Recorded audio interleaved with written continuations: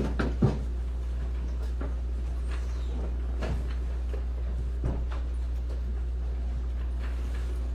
right, thank you. So as a reminder, this is an on-the-record press conference. The animals do have meetings immediately following this, so we're going to go with the one question, one follow-up for each media, and I'll call out when we did this in the order that was RSVP'd. So we'll go through this, and if you have questions after the animals depart, we have some PA people who can take your questions, and we will work to get you answers as quickly as possible. Right, Admiral? Okay, Lydia, thank you. Good afternoon, everybody. So yesterday afternoon, there was an inadvertent release of AFFF at the upper portion of the Red Hill facility. AFFF is a fire suppressant. It mixes with water to put out a fuel fire. AFFF is also hazardous material. So because of this, the Department of Defense has taken this inadvertent release very, very seriously. In fact, I just came back from U.S. Indo-PACOM headquarters. I briefed Admiral Aquilino. Then we both briefed the Secretary of Defense. We also briefed the Secretary of the Navy. And Admiral Paparo, who is Commander U.S. Pacific Fleet, was also up there, and he also participated in those briefings. As the Joint Task Force Commander, I am responsible and I am accountable for making sure that the efforts by all the DoD stakeholders that are involved in the immediate actions and now the controlling actions and the remediation of this spill to make sure that it's done effectively, efficiently, fast, and I am also responsible and accountable to ensure that we've got effective coordination and communication with federal, state, and local authorities. That's absolutely critical, especially with our regulators at the federal level, the EPA, and also at the state level with the Department of Health. Also, as the commander of the Red Hill Task Force responsible for defueling, an incident like this is really concerning. It's very concerning to me. My team and I must absolutely understand what happened and why, and we've got to prevent incidents like these from happening again, obviously, but also, are there any issues that we need to factor into our defueling plan to reduce risk even further? This is absolutely critical. And to move forward in this important effort, we will work with the Navy, but also, again, with the federal and state regulators, the EPA and the Department of Health. And then lastly, let me just say this, that the Department of Defense and I personally absolutely understand the state's and the community's concerns regarding this incident. They are absolutely valid, especially within the context of what's happened in the last year. So we will aggressively clean up the AFFF, we will remediate, we'll ensure inadvertent releases do not reoccur, and at the same time, we will have precise communications, consistent communications, and transparent communications with all stakeholders involved, elected officials, the community, the interagency partners that we're working with very closely, and obviously the media. So let me now turn it over to Admiral Barnett, who is responsible to me for the response here, and he can go into more details. So thank you very much. Okay, good afternoon. Thank you, Admiral Wade. Thank you for joining us here right now. Wanted to give you an update on the AFFF and release that actually happened up at Red Hill. Let me start by saying that our work to clean up this spill continued all night. We were there for 24/7. Make no mistake about it, we will continue until the remediation is complete. It's also important for me to stress that we take our environmental responsibilities seriously. We're focused on cleaning up this spill, increasing soil and water monitoring in this affected area in addition to the other areas where we're working. We remain in close contact with our regulators, the Department of Health and the EPA. We're also working with the Board of Water Supply on every aspect of this cleanup. It's significant to note that in a public health statement that the Department of Health stated that there is no evidence that drinking water was impacted. Drinking water remains safe to drink. At this point, I would like to recap the events and bring you up to date on our actions. At about 1:10 p.m. yesterday, units of the Joint Base Federal Fire Department, FFD, were dispatched to respond to a spill at Adit 6 in the Red Hill Bulk Fuel Storage Facility. The release stopped at approximately 2 p.m. The Hawaii Department of Health was notified at 2:38 and EPA was notified at 2:45. Upon arrival, our responders assessed the spill to be a concentrated form of AFFF, and it was from a supply line just inside the Adit 6 entry doors. This release was precipitated by the activation of a supply pump in the AFFF pump house, which is adjacent to Adit 6. There is no evidence of any fire was associated with this spill. At the time of this incident, the system maintenance was being conducted as a part of a service contract on the fire suppression system, and we were investigating the actual cause of the pump activation. Based on our readings from what we saw in the tank, there was approximately 1,100 gallons in that tank. These are initial estimates, and we'll update our regulators and the public if this changes. The work from our team continued overnight to remediate the spill by excavating and removing contaminated surfaces and materials from the area, things like dirt from the road, some of the actual concrete, so that's still ongoing at this time. I'm sorry, I meant pavement, some of the actual pavement right now. Most recently, we have used absorbent pads to collect the AFFF inside of Adit 6. We've sealed the storm drains in the vicinity of the Adit to ensure no migration comes from this off Navy property. We've removed 100% of the asphalt that was contaminated from the scene. We've broke up 100% of the concrete from a culvert that's outside of Adit 6, and we've removed 50% of that concrete, and that was as of this morning. We removed approximately 250 cubic feet of soil, and we're storing those in 55-gallon drums. Currently, we have about 131 drums that have been filled, and this number will continue to grow as we remove all the contaminated items. Of note, we have anywhere between 35 to 50 individuals working up at Adit 6 at any given time. The Red Hill facility is protected against fires. All the fire system alarms and the water sprinkler system are fully operational. The AFFF system remains offline. Additionally, we have a fed fire engine with fed fire individuals on scene at Red Hill right now. Late last night, Captain Sohaney, the Joint Base Commander, sent a letter about the incident to all families living in base housing. We've also notified local public schools of the incident, and we're also reaching out to the private schools that are on our water source. Communicating with the community is vital to us. We will continue to use all available methods to keep you updated on this situation. We've been working and will continue to work closely with our regulatory partners, as Rear Admiral Wade said, particularly during response of this incident. I'd like to repeat that given the size of this release and the distance from the nearest active water well, it is unlikely that the release will affect the drinking water or the aquifer. We're currently only drawing from one well, the Wayava well, which is actually about 5 miles away from the site. The nearest well is the Red Hill shaft, and that's approximately 1 mile away. But as you recall, the Red Hill shaft has been disconnected for the past year and is not supplying drinking water to the Navy water distribution system. As we briefed you last night, the AFFF release is not related to the ongoing defueling efforts, and as Admiral Wade said, they are aware of the release and working with us from the Navy region side. That said, we're standing by for your questions. Thanks, Admiral. All right, we'll start with Civil B. Thank you. Can you specify when exactly the leak began? You've said repeatedly that firefighting crews arrived at 1 p.m., but I heard that it started in the morning.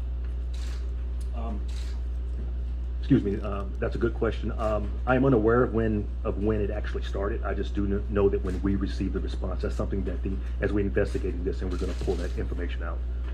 Can you say when it was discovered?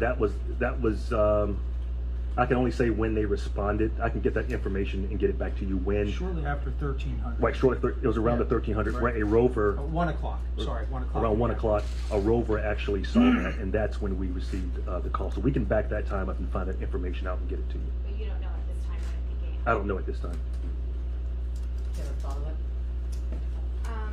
Yes, actually. So I've heard that there was a problem with 2 valves between the pump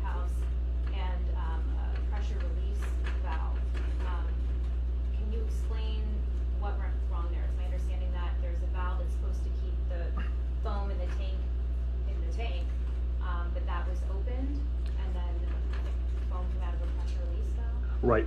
Right now, we're investigating that.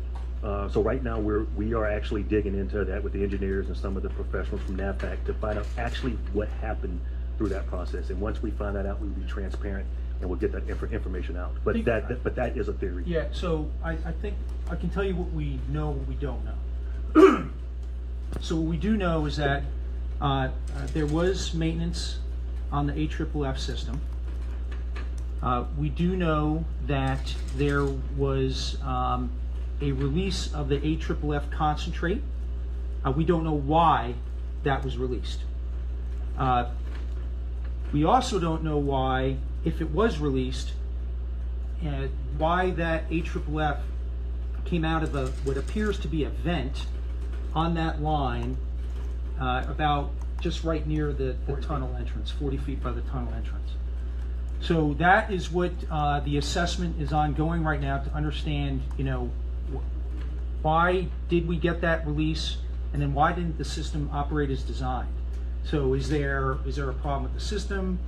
Was there a procedure that wasn't followed? We just don't know. So that's what we're looking at. So just to clarify, you said the foam came out of a vent? It was concentrate, sorry, not foam, concentrate that came out from a vent on the pipe. And Yes. Pam, can you talk to that? Yes, sir. So there was a section of the pipe that was vacated in the status that it was in for over the longer term. Oh, sorry about that. So this can you hear me? Okay. So this is an air release valve. What it does is that if there's any air in the line prior to it activating, it would release that air so that you wouldn't end up with a hammer that would possibly damage the actual piping and separate. So as the system would charge with solvent from the tank, move into that, the pressure would be released, then it would flow through the second check valve you're speaking to that would actually go into the tunnel system, lower tunnel, and fight the fires. So it doesn't, and this point, it is all completely undiluted solvent. It is not foam, if you will, where it mixes with water in the tunnel. That's when that happens. That's because of a specific fire. It came out of that. That's right. That vent there. That's right. We don't know why. And that's 40 feet into the tunnel? That's correct. Okay, KITV. Can you let us know if there's been any past releases that we are unaware of? I mean, do you know of any other releases that, the military has that the public has not been aware of? So I don't know of any, but we will take that as an action item. I can tell you that since I've been here in the mission, there's been nothing that hasn't been reported. Obviously we're talking about since World War II, and that's a large question, so we'll have to dig into that. Right. I'll turn that over to you. Thank you, sir. No, and I agree with that. And since I've been here, I haven't, we've been here I've been here a little bit shorter than the Admiral, but I am not aware of that, but that's something that we can take for action and get that information back. Do you have a follow-up? Sure. So, the Board of Water Supply does expect it to get into the groundwater. I mean, that's what they told us earlier today. Is that what you're expecting as well? And what happens if it does? So the reason why we're taking these immediate actions to take the concrete, move that, dig down into the soil, is to get down as deep as possible to avoid the leaching and to getting into the soil. So I'm not an expert here, but we're working with the Department of Health. They're on scene with the team. And so do you have any additional details on that, on how we can better answer your question? Yes, sir. I'd say there's a couple of things there. We take this incident very seriously, and it is a concern. Leadership all the way through, obviously. These are the forever chemicals, and the EPA just recently set the standards very low for good reason. So when we had DOH on site yesterday, identifying those hot spots where the where the solvent released, what we've subsequently worked through the night to remove that, and it's controlled in a spoils location and protected from rain, right? There's things that we need to do to make sure that it doesn't release even after, if there is anything, before we dispose of it properly. We'll have contractors on site tomorrow that will start to help us relocate, and then it's subsequently following, take that to a RECRA certified site, most likely back on mainland. When you look at Superfund and RECRA sites, it's to deal with the hazardous chemicals that this poses. When we look at how we excavate, right now we're at about 6 inches depth. We're seeing indications where it might not have propagated any further, but again, key here is that DOH is going to work with us, and then we're going to make certain that as we expand that volume or that control zone, if you will, it's in partnership with them. If it's at 6 inches now, most likely we're probably going to go down to about 1 foot to 2 feet in depth to make sure that we're absolutely certain in all locations that we've recovered any of the solvent and to what extent it's propagated. And then the second one is following that, as we're working today with DOH and EPA on protocols. A lot of this is kind of new ground, even for the federal government and EPA working through to really understand what is AFFF, PFOS, PFAS.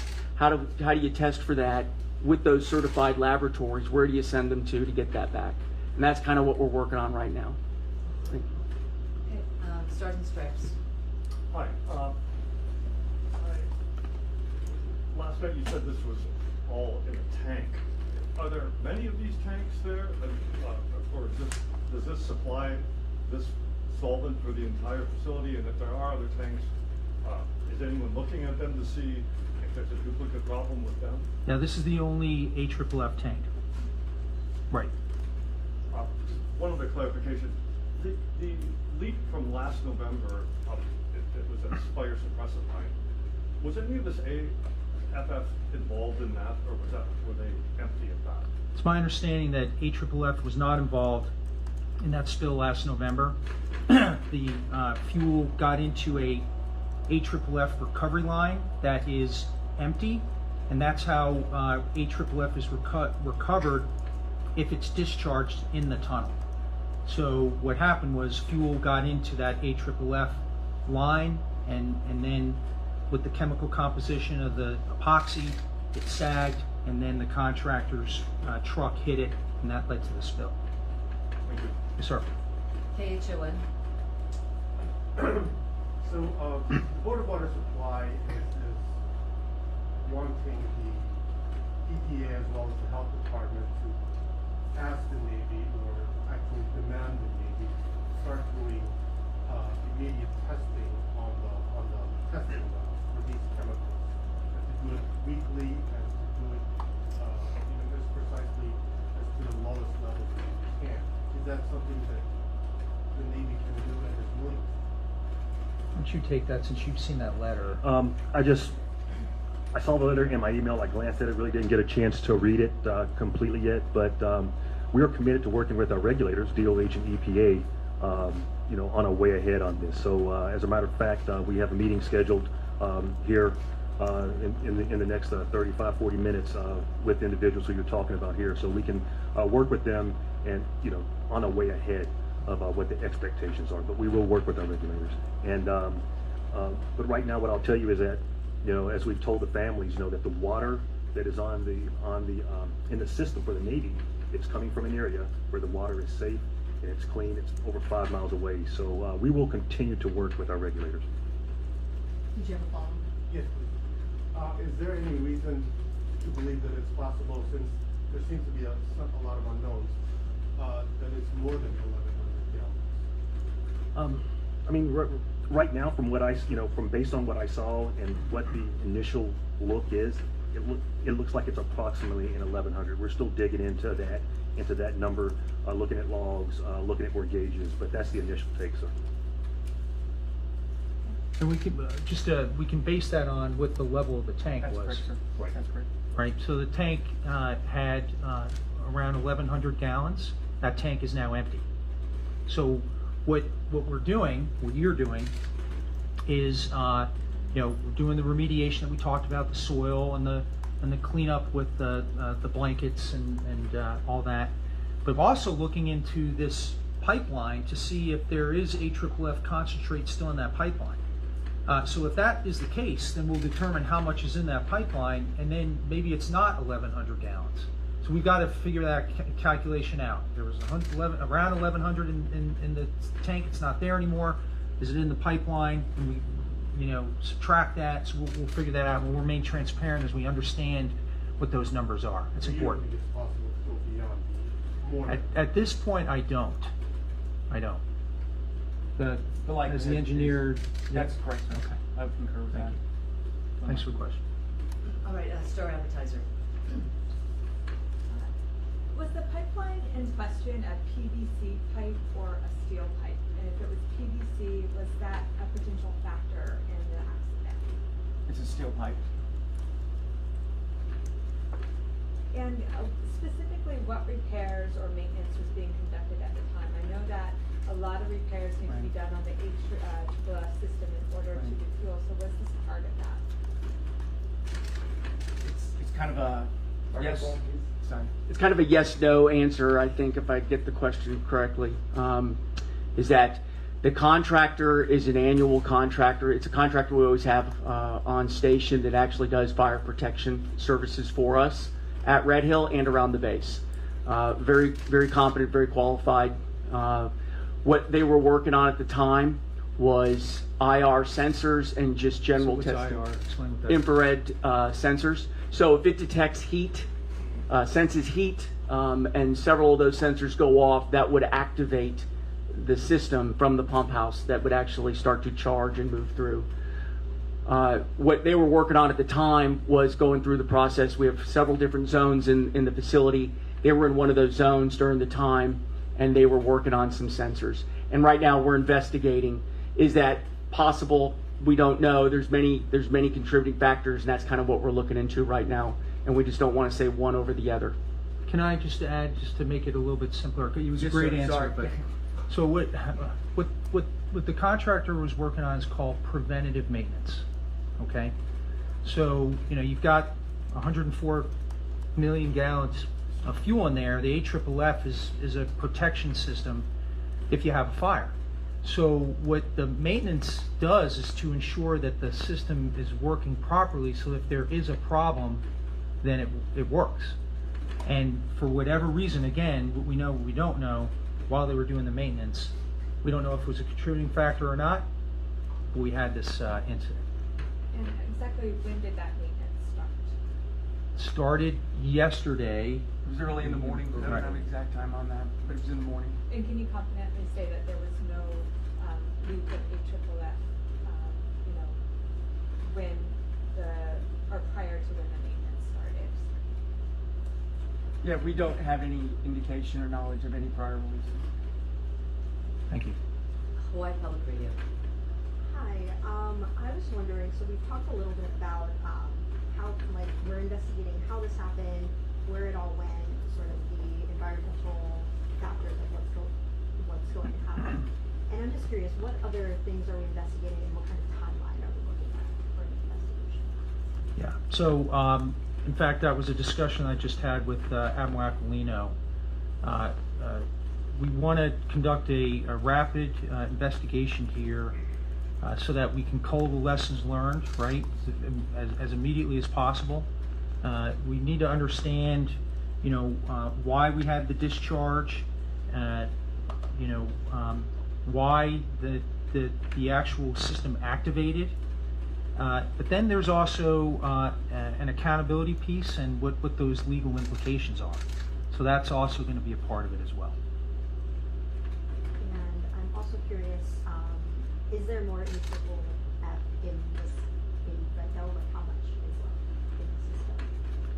So there is AFFF in the what's called the pipelines, the headers, right? So we do have AFFF protection in around the tanks, but we don't have the tank filled with the 1,100 gallons right now. So as a mitigation, we've got the fire truck and also other mitigations with the firefighters there 24/7.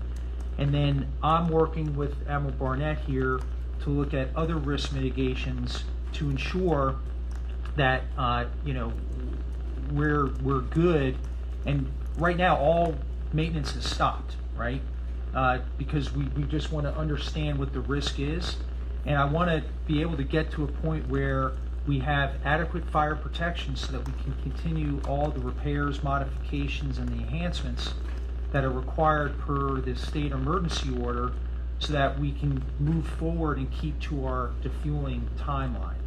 Again, this is a setback, but the bigger pictures are we've got to remove this fuel from the tanks above our aquifer. That is the threat. And so that's what we're doing here. Do you have any addition on that? Okay, thank you. Thanks for the question. Right now, Hawaii News Now. Do you suspect that this spill was happening actively for hours before it was discovered? There are no indications that this was happening for hours, so I don't know the answer to that. But as soon as that we got the report, there was immediate movement of Fed Fire going to the scene and then taking the immediate and controlling response actions. Can you amplify on that? Okay, I'm Barnett. That's perfectly correct. I'll tell you that we did have a rover that was in the facility that actually, and by rover, what I mean is a person just walking to, one of the lessons that we learned is we need to have more eyes on things, and this individual saw that, and immediately the training kicked in, and they reached out, and then that's where everything got started. While the cause is still under investigation, do you suspect operator error or procedure problems, or is it more targeted on the age of the facility itself? I wouldn't speculate because that investigation is going to have to make determination on those causal factors. Everything has to be looked at and is in play for sure. Admirals? Do you have any final? Sure. So, again, the Department of Defense is taking this inadvertent release of AFFF extremely seriously. I, as the Red Hill Task Force Commander, again, will work with all DoD stakeholders that are involved here to continue the cleanup operation. And then I will work with all stakeholders with rapid and precise communication. That's critical. That's my commitment, and that's what we'll do. So thank you very much for being here today. Thank you, and Admiral Waite said it all, but I would like to add just I want to stress to you our commitment to safety of the environment, safety of the community, and we're going to continue this close coordination with the regulators. This weighs on us. This is heavy, and we understand it, and we're going to get at it, and you have our commitment on that. Thank you for your time. Appreciate your patience. The admirals do need to head off to meetings right now. If there are some other questions you all have, we have some PAOs here who can take them, and we'll get them to the subject matter experts to answer them as quickly as possible. Also, the Joint Base Commander, Captain Sohaney, will be doing a Facebook update this evening at about 6 o'clock. So if you all have the Facebook for Joint Base Pearl Harbor Hickam, you can watch that. Are there any pictures of the incident that you can share with us? We have some documentation pictures, so we just got those. We'll look at and see what we can release. We'll try to get something out this afternoon. Or even the video cleanup. camera in the area that reported the spill? The video. Yeah, there is no video camera positioned there to get the spill, and I'm not aware of any video of this incident at all. Should there have been a video there? I don't know the answer to that question, if it's mandated by federal or state law to have a camera there, so I can't answer that question. Thank you. Okay.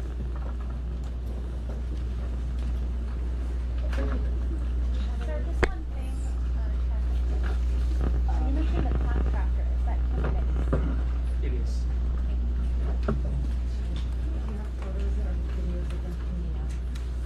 Thank you, everybody. So as soon